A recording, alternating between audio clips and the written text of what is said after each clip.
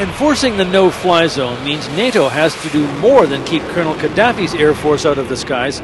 It now has to keep rebel planes from flying too.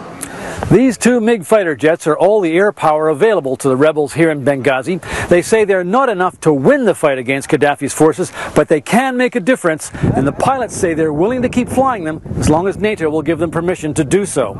And this pilot, who only wants to be identified as Colonel Khalid, says he had permission yesterday when he took off in this MiG-23 from the Benina Air Base outside Benghazi to bomb loyalist positions near Ashdabia. We fly normal and we come back. So you decided when to fly? Yes. And you had permission to take off from NATO? We have permission for takeoff and landing. The flight request was sent from the Rebel Military Council to NATO, according to Air Traffic Controller El Shamek. So NATO gave permission for the MiG-23 to take off. And what was the mission of the MiG? What was it supposed to do? To shoot Qaddafi forces there.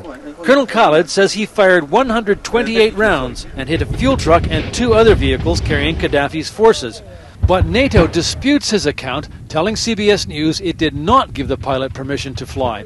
It says an AWACS plane detected the MiG when it took off and called in two fighter planes, which forced the MiG to return to base. NATO is sensitive to criticism that it is only enforcing the no-fly zone against Qaddafi's forces. It claims this is the first interception it had to make. But it is difficult to reconcile this pilot's account with NATO's version of events. Alan Pizzey, CBS News, Benghazi.